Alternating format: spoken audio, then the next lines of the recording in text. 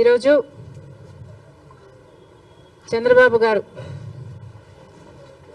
అధికారంలోకి వచ్చి ఒక నెల దాటిపోయింది.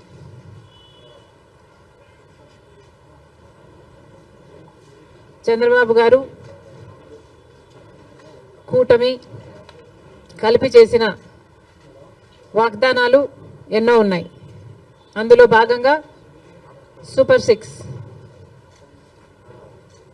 సిక్స్లో భాగంగా చంద్రబాబు గారు చేసిన వాగ్దానం మహిళలకు ఆర్టీసీ బస్సులలో ఫ్రీగా ప్రయాణం చేసే వెసులుబాటు. మరి చంద్రబాబు గారు నెల రోజులైనా ఈ చిన్న వాగ్దానాన్ని ఎందుకు నిలబెట్టుకోవడం లేదో సమాధానం చెప్పాల్సిన అవసరం ఉంది.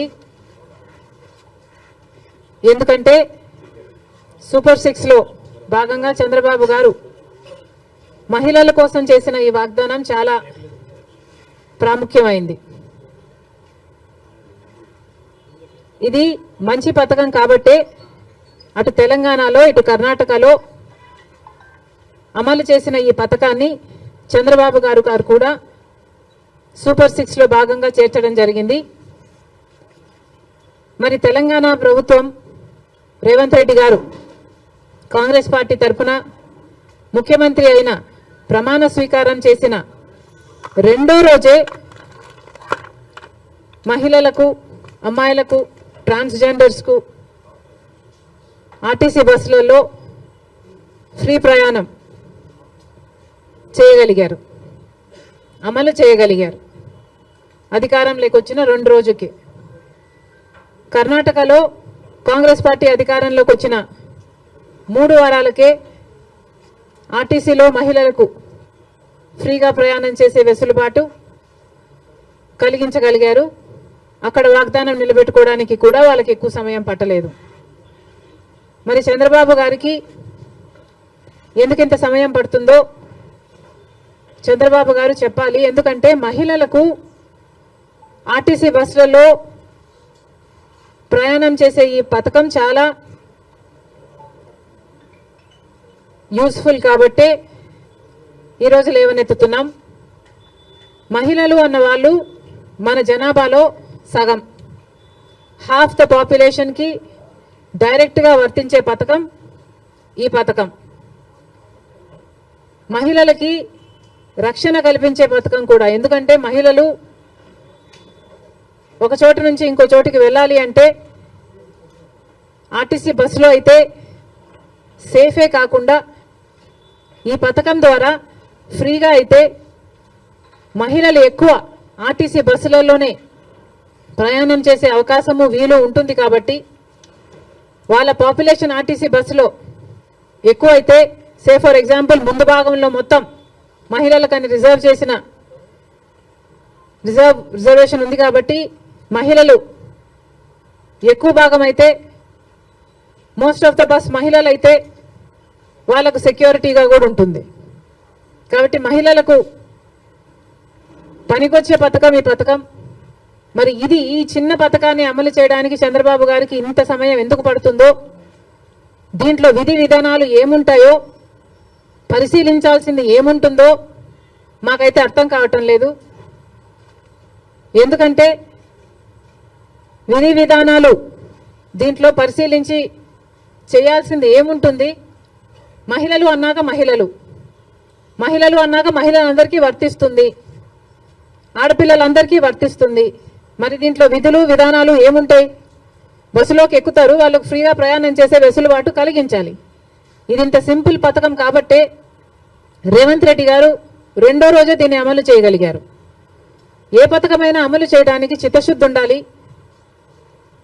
రాజశేఖర రెడ్డి గారికి ఆ చిత్తశుద్ధి ఉంది కాబట్టే రాజశేఖర రెడ్డి గారు ఉచిత విద్యుత్తు అంత తొందరగా మొదటి సంతకంలోనే వాగ్దానం చేశారు. కాబట్టి విధి విధానాలు ఏమీ ఆలోచించకుండా మేనిఫెస్టోలో పెట్టిన అంశం కాబట్టి వెంటనే అమలు చేయడం కూడా జరిగింది. మరి అలాంటప్పుడు మహిళలకు ఇంతగా పనికొచ్చే ఈ పదాన్ని చంద్రబాబు గారు ఇంత సమయం ఎందుకు పడుతుందో సమాధానం చెప్పాలి. ఇవే కాకుండా చంద్రబాబు గారి సూపర్ 6లో మిగతా పథకాలకు కూడా చంద్రబాబు గారు వెంటనే అమలు చేయాలని డిమాండ్ చేస్తున్నాం. ఈరోజు కొత్తగా నిన్న చంద్రబాబు గారు ఇచ్చిన జియో ప్రకారము అమ్మకి వందనం అనే పథకం,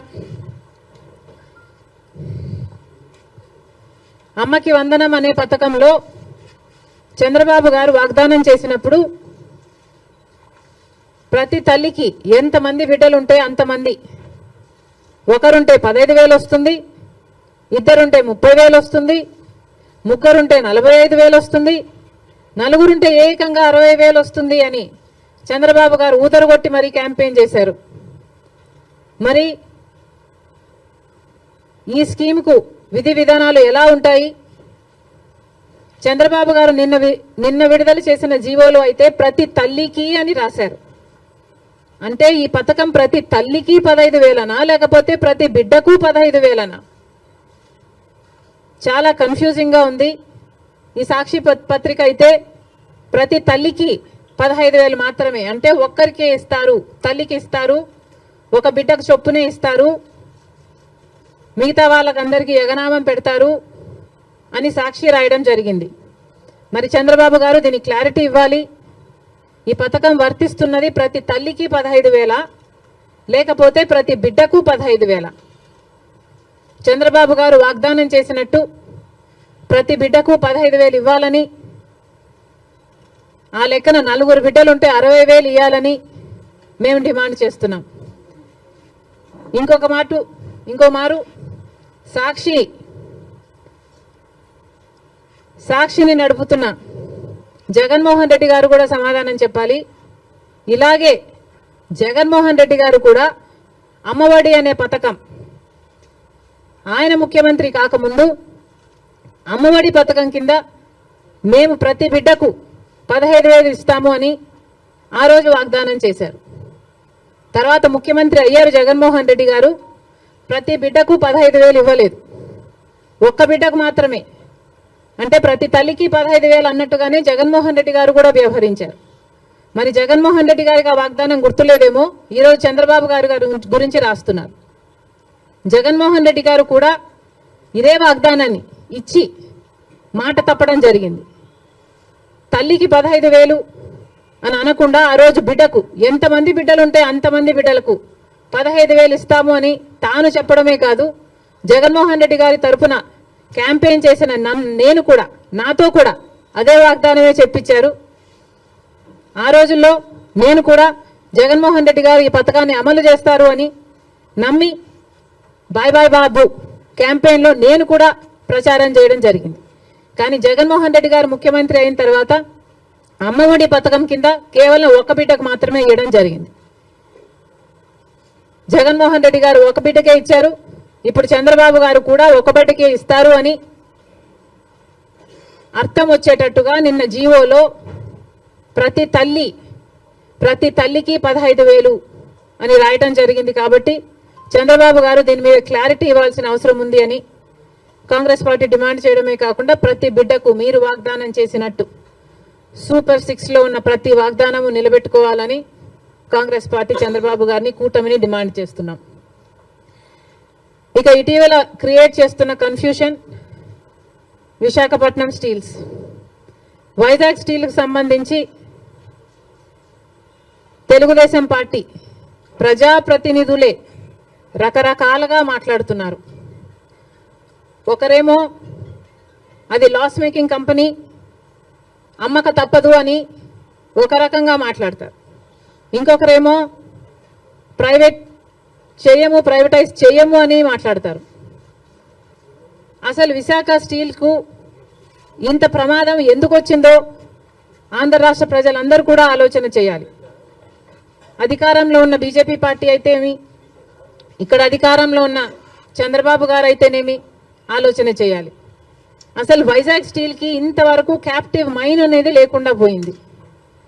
రాజశేఖర రెడ్డి గారి హయాంలో రాజశేఖర రెడ్డి గారు వైజాగ్ స్టీల్కి ఒక క్యాప్టివ్ మైన్ ఉండాలి అనే ఉద్దేశంతో అనంతపూర్ దగ్గర ఒక మైన్ను ఐడెంటిఫై చేయడమే కాకుండా ట్రైపార్టీ అగ్రిమెంట్ స్థాయి వరకు కూడా క్యాప్టివ్ మైన్ కోసం ప్రయత్నం చేయడం జరిగింది. తర్వాత వచ్చిన ముఖ్యమంత్రులు ఎవరు పల్లి పట్టించుకోవడం మనం చూడలేదు. రాజశేఖర రెడ్డి గారు ముఖ్యమంత్రిగా ఉన్నప్పుడు ఆర్థికంగా కూడా వైజాగ్ స్టీల్కి 100 కోట్లు ఇచ్చి ఆదుకోవడం జరిగింది. మరి ఆ తర్వాత ఏ ముఖ్యమంత్రులు వైజాగ్ స్టీల్ గురించి పట్టించుకోవడం చూడలేదు. ఎందుకు అని అడుగుతున్నాం. ఇప్పుడు మాట్లాడుతున్న తెలుగుదేశం వాళ్ళు చెప్తున్న మాటలు మేము మోడీతో మాట్లాడతాం, ఒప్పిస్తాం అన్నట్లుగా మాట్లాడుతున్నారు. అంటే మోడీ ఒప్పుకోకపోతే వైజాగ్ స్టీల్ ప్రైవేటైజ్ చేస్తారా? ఏం చెప్పదలుచుకున్నారు? ఏ మోడీతో మాట్లాడతారు? ఏ మోడీ గారైతే మనల్ని 10 సంవత్సరాలుగా మోసం చేస్తూ వచ్చారో, ప్రత్యేక హోదా ఇస్తాము అని మోడీ గారు 2014లో తిరుపతిలో మాటిచ్చిపోలేదా? మరి 10 ఏళ్ళుగా ఏం చేశారు మోడీ గారు? ఒక్క వాగ్దానమైన మోడీ గారు నిలబెట్టుకోగలిగారా? ప్రత్యేక హోదా అయితేనేమి, పోలవరం అయితేనేమి, కడప స్టీల్ ఫ్యాక్టరీ అయితేనేమి, పోర్ట్లు అయితేనేమి, ఇలాంటి ఒక్కటంటే ఒక్కటి కూడా, రాజధాని విషయం అయితేనేమి ఒక్కటి కూడా మోడీ గారు మాట నిలబెట్టుకోలేదు. మరి అదే మోడీ గారి మీద మళ్ళా మాకు నమ్మకం ఉంది, మోడీ గారు ఆదుకుంటారు అన్నట్టుగా మాట్లాడుతున్నారే. టీడీపీ పార్టీ గుర్తుపెట్టుకోవాలి, రాత్రి పడిన గుంతలోనే పగలు కూడా పడే ప్రమాదం ఉంది. ఒకసారి ఆలోచన చేసి మీరు ఎవరిని నమ్ముతున్నారో, ప్రజలకు ఏం మాట్లాడుతున్నారో, ఏం మాటలు చెప్పారో ఆలోచన చేయండి. మోడీ అంటేనే మోసం, మోడీ అంటేనే వెన్నుపోటు. ఆంధ్ర రాష్ట్రానికి ఇప్పటికే 10 సంవత్సరాలుగా వెన్నుపోటు పొడుస్తూనే ఉన్నాడు మోడీ గారు. అలాంటి మోడీ గారి చేతుల్లో వైజాగ్ స్టీల్ పెట్టడం అన్నది దారుణం. జగన్మోహన్ రెడ్డి గారు 5 సంవత్సరాలు ముఖ్యమంత్రిగా ఉండి కూడా రాజశేఖర రెడ్డి గారికి అంత ఇష్టమైన ప్రాజెక్ట్ అది అని తెలిసి కూడా రాజశేఖర రెడ్డి గారు వైజాగ్ స్టీల్స్ కోసం, క్యాప్టివ్ మైన్ కోసం ప్రయత్నించడమే కాకుండా, ఆర్థికంగా ఆదుకోవడమే కాకుండా, రాజశేఖర రెడ్డి గారు అంతా వైజాగ్ స్టీల్ కోసం చేస్తే ముఖ్యమంత్రిగా ఉండి కూడా జగన్మోహన్ రెడ్డి గారు ఒక్క ఫింగర్ కూడా ఎత్తలేదు వైజాగ్ స్టీల్ని కాపాడడం కోసం. ఎందుకు అని అడుగుతున్నాం. వైజాగ్ స్టీల్ నష్టాలలో ఉందా అన్నట్టుగా ఆ గ్రూపుల ఆర్గనైజేషన్లు వచ్చి మాట్లాడితే, అయ్యో నష్టాలలో ఉందా అన్నట్లుగా జగన్మోహన్ రెడ్డి గారు ప్రశ్నించడం జరిగింది. ఇప్పుడు చంద్రబాబు గారేమో నోరిప్పకుండా వాళ్ళ చేత కన్ఫ్యూజింగ్ స్టేట్మెంట్స్ ఇప్పిస్తున్నారు. చంద్రబాబు గారిని డిమాండ్ చేస్తున్నాం, చంద్రబాబు గారే మాట్లాడాల్సిన అవసరం ఉంది. చంద్రబాబు గారే ఢిల్లీలో మీడియా కాన్ఫరెన్స్ పెట్టి, ఢిల్లీ పెద్దలు కూటమి అందరూ కలిసి వైజాగ్ స్టీల్ ప్రైవేటైజ్ చేయబోము అన్న కాన్ఫిడెన్స్, అన్న మాట ఆంధ్ర రాష్ట్ర ప్రజలకు చంద్రబాబు గారు చెప్పాల్సిన అవసరం ఉంది. ఇవన్నీ ఒక ఎత్తు అయితే, ఈరోజు రాజశేఖర రెడ్డి గారు ఉమ్మడి ఆంధ్ర రాష్ట్ర నాయకుడిగా 2 సార్లు గెలిచిన నాయకుడు. అలాంటి నాయకుడికి రాజకీయాలు ఆపాదిస్తూ, గెలుపు ఓటములను ఆపాదిస్తూ ఈరోజు రాజశేఖర రెడ్డి గారి విగ్రహాలను ధ్వంసం చేస్తున్నారు టీడీపీ గూండాలు. ఇది ఎక్కడి న్యాయమని అడుగుతున్నాం. రాజశేఖర రెడ్డి గారు మన రాష్ట్రం కోసం ఎన్నో అద్భుతమైన పథకాలు చేయడం నిజం కాదా? మన రాష్ట్ర ప్రజల కోసం తాను బతికినంత కాలం సేవలు చేస్తూ, పోరాటాలు చేస్తూ బతకడమే కాకుండా చచ్చిపోయేటప్పుడు కూడా ఆఖరికి రచ్చబండకని వెళ్ళి ప్రజల కోసం తప్పించి చనిపోయిన మాట వాస్తవం కదా? మరి అలాంటప్పుడు అంత పెద్ద మనిషి, అంత మంచి మనిషి అయిన రాజశేఖర రెడ్డి గారి విగ్రహాల జోలికి తెలుగుదేశం పార్టీ వాళ్ళు ఎందుకు వెళ్తున్నారో చంద్రబాబు గారు, వాళ్ళ నాయకులు సమాధానం చెప్పాలి. రాజశేఖర రెడ్డి గారు ఏదో వైసీపీ నాయకుడు అన్నట్టుగా వ్యవహరించడం జరుగుతుంది. వైసీపీ వాళ్ళు హత్యా రాజకీయాలు చేసుండొచ్చు, గుండా రాజకీయాలు చేసుండొచ్చు, కక్ష రాజకీయాలు చేసుండొచ్చు, మేము కాదంటం లేదు. కానీ దానికి రాజశేఖర రెడ్డి గారికి ఏమిటి సంబంధం అని అడుగుతున్నాం. వైఎస్ఆర్ సిపి అంటే యువజన శ్రామిక రైతు party. YS Rajasekhara Reddy party కాదది. వైసీపీలో రాజశేఖర రెడ్డి గారు లేరు, రాజశేఖర రెడ్డి గారి పథకాలు లేవు, రాజశేఖర రెడ్డి గారి ఆశయాలను నిలబెట్టే వాళ్ళు లేరు. మరి అలాంటప్పుడు రాజశేఖర రెడ్డి గారి విగ్రహాలను ఎందుకు పగలగొడుతున్నారో తెలుగుదేశం పార్టీ వాళ్ళు ఒకసారి ఆలోచించాలి.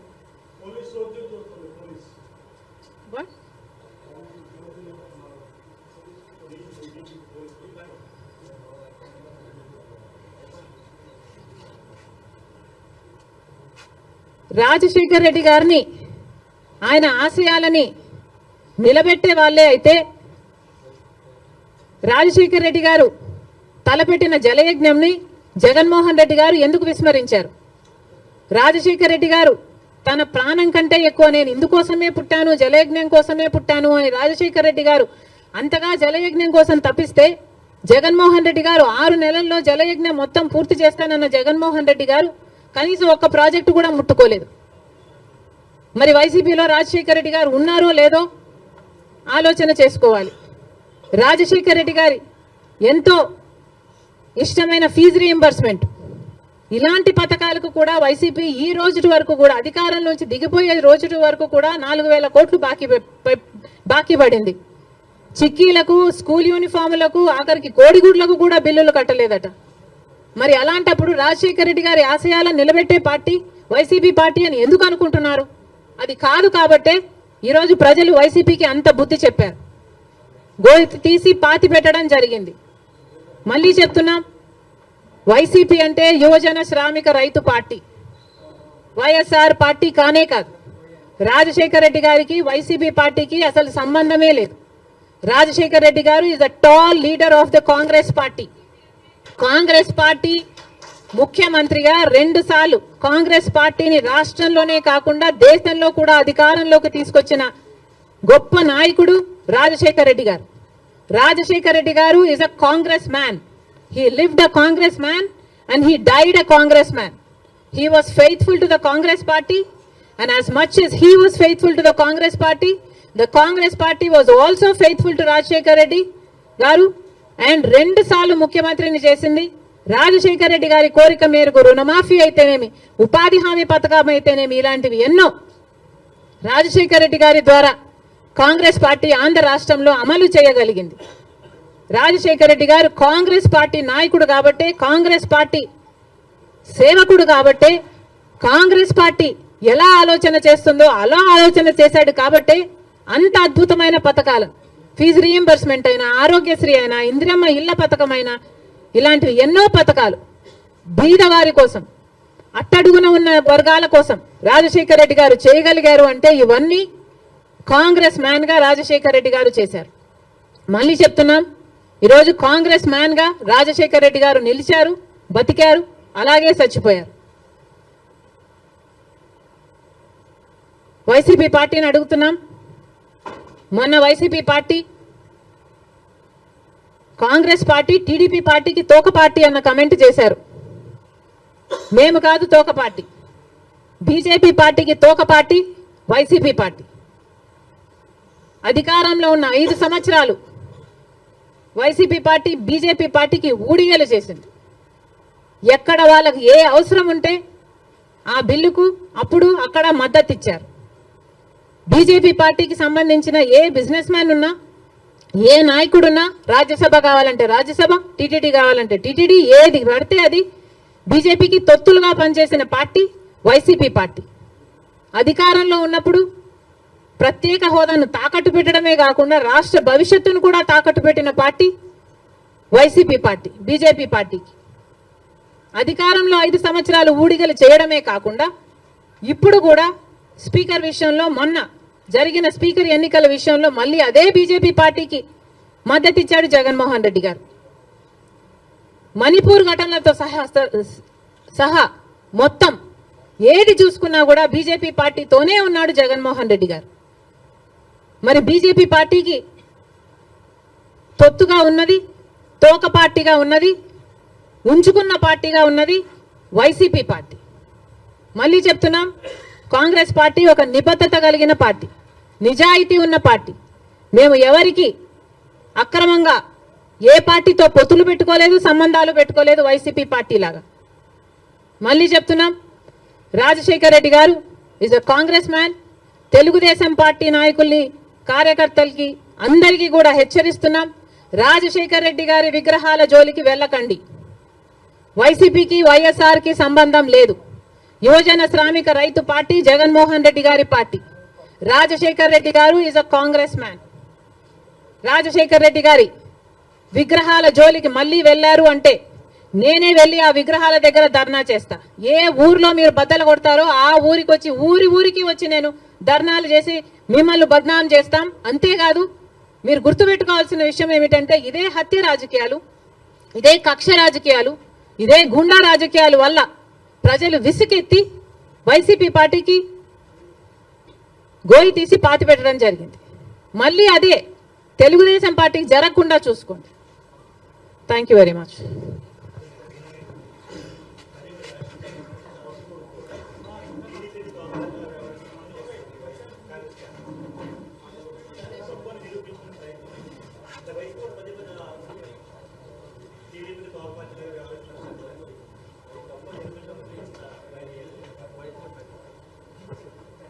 కాదమ్మా, కాంగ్రెస్ పార్టీ ఎవరికి తోక పార్టీగా మేము ఎవరికి ఎప్పుడు వ్యవహరించలేదు కదా. మీరు ఎట్లా నిరూపిస్తారు మేము తోక పార్టీ అని? నేను ఇన్ని ఉదాహరణలు ఇస్తున్నా కదా, జగన్మోహన్ రెడ్డి గారు బీజేపీకి ఎలా తోక పార్టీగా మారారు, ఎలా తోక పార్టీగా ఉన్నారు అని నేను ఇన్ని ఎగ్జాంపుల్స్ ఇచ్చా, ఇన్ని ఇన్స్టెన్సెస్ ఇచ్చా కదా. మణిపూర్ అయితేనేమి, స్పీకర్ అయితేనేమి, మీరు బీజేపీ పార్టీ వాళ్ళకి అధికారం ఇవ్వడం అయితేనేమి, మీరు అధికారంలో ఉన్నప్పుడు వాళ్ళు బిజినెస్ లీడర్ అయితేనేమి, ఇవన్నీ మేము చెప్తున్నాం. మీరు నిరూపించండి. కాంగ్రెస్ పార్టీ ఎక్కడ తెలుగుదేశం పార్టీకి తోక పార్టీగా ఉన్నారు? ఒక్క చోట అంటే ఒక్క చోట కూడా మేము బీజేపీ పార్టీకి కానీ, తెలుగుదేశం పార్టీకి కానీ, పవన్ కళ్యాణ్ పార్టీతో కానీ మాకు ఎటువంటి వైసీపీ పార్టీతో కూడా ఎటువంటి సంబంధాలు లేవు లేవు లేవు. Congress party is the only opposition in the state of Andhra Pradesh. Because ఒక పక్క బీజేపీ పార్టీ ఉంది, ఆ బీజేపీ పార్టీతోనే కలిసి ఉన్నారు తెలుగుదేశం పార్టీ అయినా, వైసీపీ పార్టీ అయినా, జనసేన పార్టీ అయినా. బీజేపీ పార్టీ ఆంధ్ర రాష్ట్రంలో ఈ రోజు వరకు కూడా రాజ్యం ఏలుతుంది. కారణం ఏమిటి అంటే, బీజేపీకి అర్థం ఆంధ్రప్రదేశ్ లో బాబు, జగన్, పవన్ కాబట్టి. వీళ్ళలో ఏ ఒక్కరు అధికారంలో ఉన్నా బీజేపీ పార్టీ అధికారంలో ఉన్నట్టే.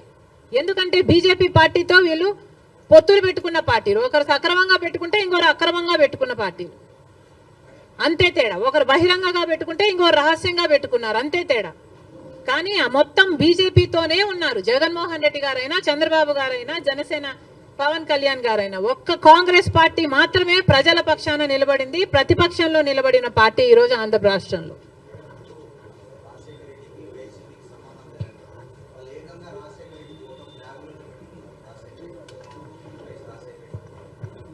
రాజశేఖర్ రెడ్డి గారి ఫోటోను ఇక్కడ అక్కడ పెట్టుకుంటే సరిపోతాయా? ఇక్కడ ఉండాలి. ఇక్కడ ఉంటే రాజశేఖర్ రెడ్డి గారి ఆశయాలు ఈరోజు నిలబడండు. ఇక్కడ లేదు కాబట్టే రాజశేఖర్ రెడ్డి గారి జలయజ్ఞాన్ని గాల్లోకి వదిలేశారు, రాజశేఖర్ రెడ్డి గారి ఫీజు రీయింబర్స్మెంట్ గాల్లోకి వదిలేశారు. ఇక్కడ లేదు కాబట్టే రాజశేఖర్ రెడ్డి గారి ఆరోగ్యశ్రీకి కూడా బాకీలు పెట్టారు. రాజశేఖర్ రెడ్డి గారు అంతగా చెప్పుకుంటున్నారు కదా. మరి రాజశేఖర్ రెడ్డి గారి వర్ధంతి మొన్న జరిగిందయ్యా, 75వ వర్ధంతి. ఏం చేశారో చెప్పండి. 75వ జయంతి మొన్న జరిగింది. 75వ జయంతి రాజశేఖర్ రెడ్డి గారు ఎంత గొప్పగా చేసి ఉండాలి. మరి ఏం చేశాడు జగన్మోహన్ రెడ్డి గారు 75వ జయంతి కోసం? ఇడుపులపాయకి వెళ్ళారు. అక్కడ 5 నిమిషాలంటే 5 నిమిషాలు కనీసం కూర్చోలేదు, నిలబడ్డారు. రాజశేఖర్ రెడ్డి గారికి తూతూ మంత్రం లాగా అక్కడ ఏదో నివాళులు అర్పించామని చెప్పుకున్నారు. అంతేనా? సొంత తండ్రి కదా 75వ జయంతి చేయాల్సింది. అంతేనా? ఎందుకు సిద్ధం సభలని పెద్ద పెద్ద సభలు పెట్టారే మీరు? పెద్ద పెద్ద హోర్డింగ్లు పెట్టుకున్నారు కదా, కోట్లు ఖర్చు పెట్టారు కదా. ఒక్కొక్క సభకి 30 కోట్లు 40 కోట్లు ఎంత ఖర్చు పెట్టారు సిద్ధం సభలకు? మరి రాజశేఖర్ రెడ్డి గారి కోసం ఒక సభ ఎందుకు పెట్టలేదు మీరు? 75వ జయంతి కోసం కనీసం ఒక సభ పెట్టడం కాదు కదా, కనీసం వైసీపీ నాయకులు కార్యకర్తలైనా కలిసి నివాళులు అర్పించారా? ఏం చేశారు మీరు? ఇలాగైనా రాజశేఖర్ రెడ్డి గారి జయంతి జరుపుకోవాల్సింది. 75వ జయంతి కదా, స్పెషల్ కాదా? మీకేం అనిపించలేదా? మా నాయకుడు కాబట్టే, మా తండ్రి కాబట్టే, మా కాంగ్రెస్ పార్టీ ఓన్ చేసుకుంది కాబట్టి రాజశేఖర్ రెడ్డి గారి కోసం మేము అంత పెద్ద సభ పెట్టడం జరిగింది. దానికి పెద్ద పెద్ద నాయకులు, ముఖ్యమంత్రులతో సహా పక్క రాష్ట్రంలో ఉన్న వాళ్ళతో సహా మంత్రులతో సహా రప్పించడం జరిగింది. సోనియా గాంధీ గారు అయితేనేమి, రాహుల్ గాంధీ గారు అయితేనేమి, రాజశేఖర రెడ్డి గారి కోసం అంత గొప్ప గొప్ప మెసేజ్లు ఇప్పించడం జరిగింది. ఇవన్నీ మేం చేశాం. మీరేం చేశారండి? మీరా రాజశేఖర రెడ్డి గారి వారసులు ఏం చేశారు? మీరు రాజశేఖర రెడ్డి గారి 75వ జయంతి కోసం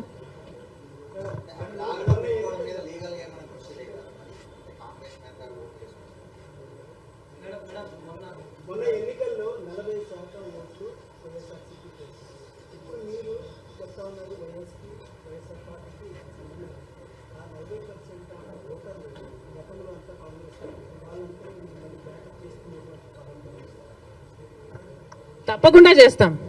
ఎందుకు చేయకూడదు? ఏ 39% వైసీపీకి ఓట్లేసిన వాళ్ళు ఉన్నారో వాళ్ళందరూ చంద్రబాబు గారు ముఖ్యమంత్రి కాకూడదు అని ఓట్లేసిన వాళ్ళు. అంటే గత ఎన్నికలు మొత్తము చంద్రబాబు ముఖ్యమంత్రిగా కావాలా, లేకపోతే చంద్రబాబు గారు ముఖ్యమంత్రిగా వద్దా అన్న లైన్ మీద జరిగింది. ముఖ్యమంత్రిగా చంద్రబాబు గారు వద్దు అనుకున్న వాళ్ళు మొత్తం వైసీపీకి వేశారు. ఎందుకంటే కాంగ్రెస్కి ఆ ఛాన్స్ లేకపోయింది కాబట్టి, కాంగ్రెస్ వాజ్ టూ వీక్ కాబట్టి ముఖ్యమంత్రి స్థాయిలో చంద్రబాబు వద్దు అన్న వాళ్ళు జగన్మోహన్ రెడ్డి గారికి వేశారు. తప్పితే జగన్మోహన్ రెడ్డి గారు ఫ్యాన్స్ ఏం కాదు. వాళ్ళంతా కాంగ్రెస్ పార్టీ నుంచి అక్కడికి పోయిన వాళ్ళే. వాళ్ళంతా మా వాళ్ళండి. మా వాళ్ళని మళ్ళీ మేము ఓన్ చేసుకోవడంలో తప్పేముంది? ముమ్మాటికి ట్రై చేస్తాం. The 39% is actually belongs to the Congress. మా ఓటు బ్యాంక్ అది. చూపిస్తాం అది కూడా 2029 కల్లా.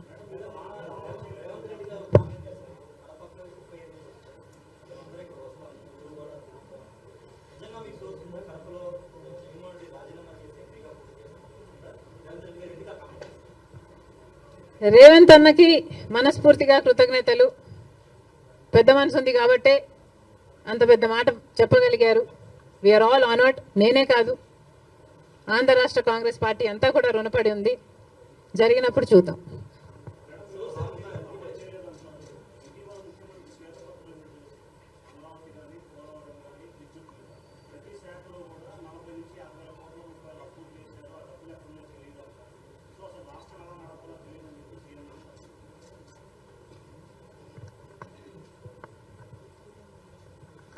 రాష్ట్రం ఎలా నడపాలో సీఎం తెలియదు అని చెప్తున్నారు అంటే నేను నమ్మను. ఆయనకు ఎక్స్పీరియన్స్ ఉంది అనుకునే జనాలు 4వసారి ముఖ్యమంత్రినిగా చేశారు. అలాంటి స్టేట్మెంట్ ఇచ్చుంటాడు అని నేను అనుకోను. ఒకవేళ ఇచ్చుంటే that's very very irresponsible. He has to figure out a way how to take this forward. చాలా అన్యాయం. చంద్రబాబు గారు 5 సంవత్సరాలు ముఖ్యమంత్రిగా ఉండి 2 లక్షల కోట్ల అప్పు చేస్తే, జగన్మోహన్ రెడ్డి గారు 5 సంవత్సరాలుగా ఉండి 8 లక్షల కోట్ల అప్పు చేశారు. ఇక్కడ నుంచి ఎలా ముందుకు వెళ్ళాలి అనేది చంద్రబాబు గారు ఫిగర్ అవుట్ చేసుకోవాలి. అందుకు టైం పట్టొచ్చు. అందుకనే మేము ఇప్పటి నుంచి వీఆర్ నాట్ స్పెషల్ స్టేటస్ మీద, పోలవరం మీద, రాజధాని మీద మేము ఇప్పటి నుంచి ధర్నాలు కొట్లాట్లు చేయటం లేదు. ఎందుకంటే మాకు కూడా తెలుసు హీ నీడ్ సమ్ టైం. కానీ ఉచిత ప్రయాణం ఆడవాళ్ళ కోసం అన్నది అది వెంటనే చేయొచ్చు కదా అన్నదే నా పాయింట్. మహిళలకు మొన్న అమలాపురంలో ఒక ఆడబిడ్డ మీద అత్యాచారం జరిగింది, నంద్యాలలో జరిగింది. ఇలాంటివన్నీ ఆపడానికే, మహిళలకు కొంచెం సెక్యూరిటీ కలిగించడానికే సచ్ అన్ ఈజీ స్కీమ్ కదా. తెలంగాణలో 2 రోజుల్లో అమలు చేశారు. ఇక్కడ ఎందుకు చేయలేకపోతున్నారు? చేయండి. చేసిన తర్వాత దాని పరిణామాలు ఎలా ఉంటాయి, దాని నష్టాలు ఎలా ఉంటాయి, అది గవర్నమెంట్ ఆర్టీసీకి ఎలా భర్తీ చేయాలన్నది మీరు చూసుకోండి. కానీ మీరు ఆల్రెడీ వాగ్దానం ఇచ్చారు కాబట్టి నిలబెట్టుకోండి అని మాత్రమే మేము చెప్తున్నాం.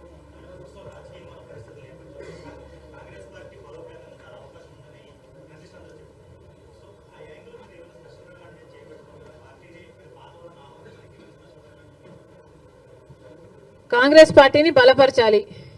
అది ఒక రోజులో జరిగేది కాదు, ఒక స్ట్రాటజీతో జరిగేది కాదు. ఇది ఒక సుదీర్ఘ ప్రయాణం.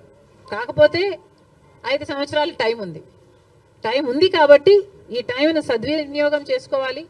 ఏది చేయాల్సి వచ్చినా, ఎంత దూరం వెళ్లాల్సి వచ్చినా, ఎట్లా కొట్లాడాల్సి వచ్చినా వీఆర్ రెడీ.